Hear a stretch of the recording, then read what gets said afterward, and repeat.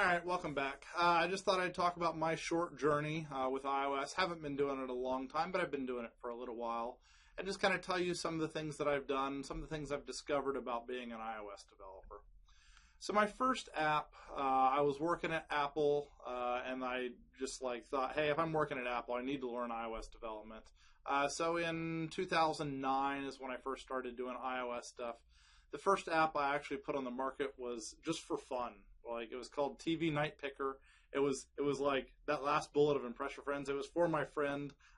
We always had TV night at his house, and we had to pick seats. And so I made an app for him, which just randomly picked who got what seat, right? So it was a silly little app.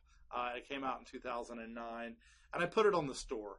To be honest, I put it on the store mainly because I didn't know how else to give it to him, right? So I just didn't know how to do anything then. I was like, I'll put it on the store. A funny thing happened, though. He downloaded it and I downloaded it, so I knew that there would be two, right? But it came out in, I think, late July. But then randomly, in November, you can see this chart, 600 people downloaded it. I have no idea why 600 people downloaded this little app. Eventually, it tapered off. But I thought it was kind of funny that many people downloaded the app. If you look at the total downloads for this thing, there were 2,000 people that downloaded it within the first 6 months it was out.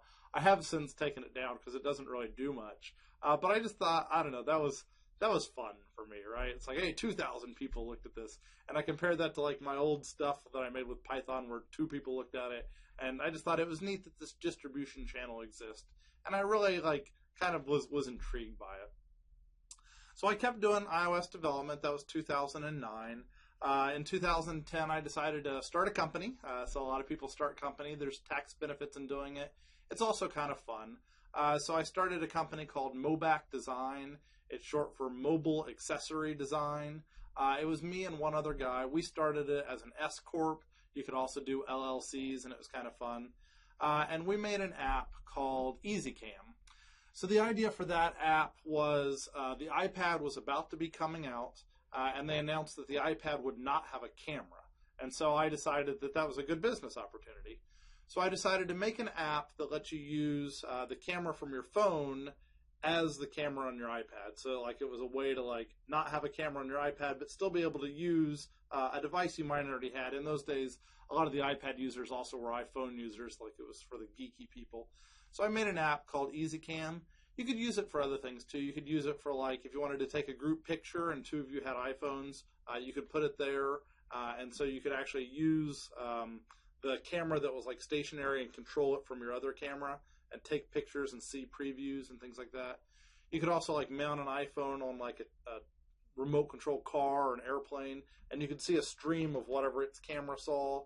And if you wanted to, you could take a picture and you would just get the picture from that device. So it's called EasyCam. It was fun. It's not up anymore. I do kind of want to just tell you about it, just so you can kind of see my history and some things that I've learned from doing development. So you can see that I made a website. I showed how you can share live preview images. So if you've got a camera over here, you can see it on the other device.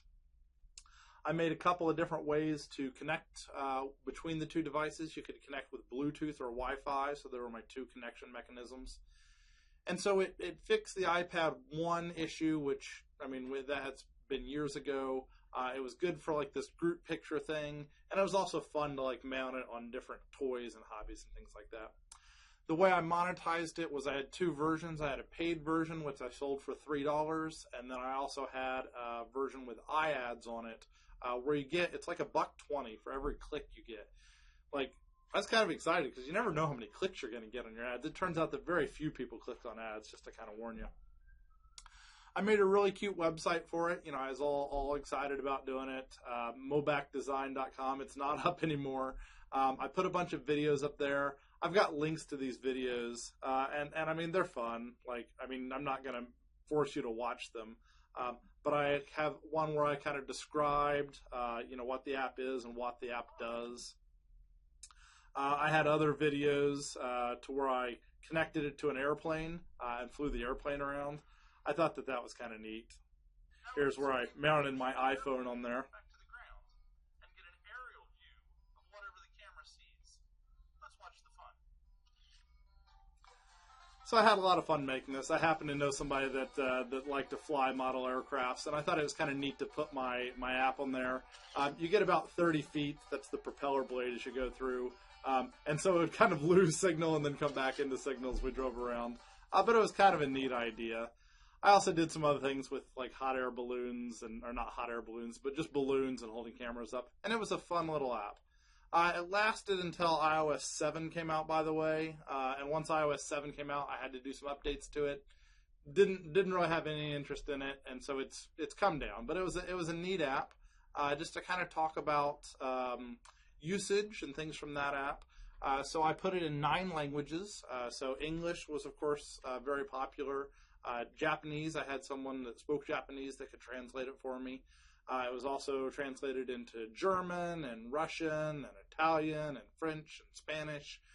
And so I put it out for worldwide distribution. I added analytics so I could kind of see who downloaded it. Without a doubt, when an app is new, it gets an opportunity for a lot of sales, right? So like on the first day, 1,000 people downloaded it, right? Which was pretty cool, right? So on day 1, 1,000 people downloaded it. So like I was happy then and there, right? I mean, I was doing this kind of for fun. I still had a day job, but it was kind of neat. It was also neat to see who was using it. So if I got a breakdown, the U.S. was like 33% of the audience. I found that really eye-opening, by the way, that I put this app out there and I think about U.S. like all the time, but 1 in every 3 people was U.S. That means 2 out of every 3 people were non-U.S., right? So there were a lot of users in Japan as well. So I put it in Japanese and it got a lot of popularity in Japan. And then it was popular in other places as well. To be honest, over time, China became a bigger market, and I started to see more downloads from China. As far as revenues go, you don't get as many clicks, right? So like in that 1,000 downloads, I got like 1 click. So out of 1,000 people, I made $1.20 off the free version. I also had some of the paid downloads as well. My first month, so this was back in July, right? So my first month I made $1,000, which was kind of neat. That's $1,000 I didn't have before. That's real money. But to be honest, if you think about a company and sustainability, I got $1,000 the first month, and then the next month I got like 200, right? And so if I was trying to do this as the only means that I had of putting food on the table, I mean, it took me like 3 months to build this thing. I had to learn a lot to do it. I can't say that it even compares to a day job, right? So to be honest, I've done some things with Mobac Design. I've done some things on my own. I think I made around $5,000 from that app, which was great. That was spread out over like 3 years, right?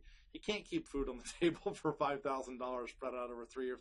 I was happy I did it. It was great fun, but it definitely wasn't real income. Since then, I've kind of decided to go the approach where I join other small businesses. So I kind of always keep an eye out for good opportunities and people to work with. The one that I work with is ClueKeeper. So I do some development for ClueKeeper. They're started by a friend of mine. They do puzzle hunts in different locations. I could tell you a lot more about it, but I would sound like I was advertising too much. But if you go to the website, I'm one of the developers for that team. I've done a lot of the work on getting the iOS app together, and then I also help out with the web stuff as well. And to be honest, like, it's really fun to work as part of a team as well. Again, it doesn't quite pay the bills, but I do recommend that if you're interested in doing this, try to find some other people to work with. You'll enjoy it a lot more. So kind of the summary, whenever I was doing things myself with Mobac Design, I made some money, but not enough for sustainability. Definitely not enough to quit your day job. Worked out really well for me that I worked at Rolls-Holman, so I was also making income off of teaching classes, which was kind of fun. It is, however, a great skill for like joining a small company, and that's kind of what I've started to do, and it's also a lot of fun. So starting a company hard, great skill for small business. Definitely try to go into the small business world. You'll have a lot of fun there. But there are also a lot of big businesses looking for iOS developers as well. And it's a great thing to put on your resume, even if it's not what you directly end up doing. All right, so that's it for this time. We'll see you next time where we worry about installs and getting you up and running with Hello World. All right, see you then.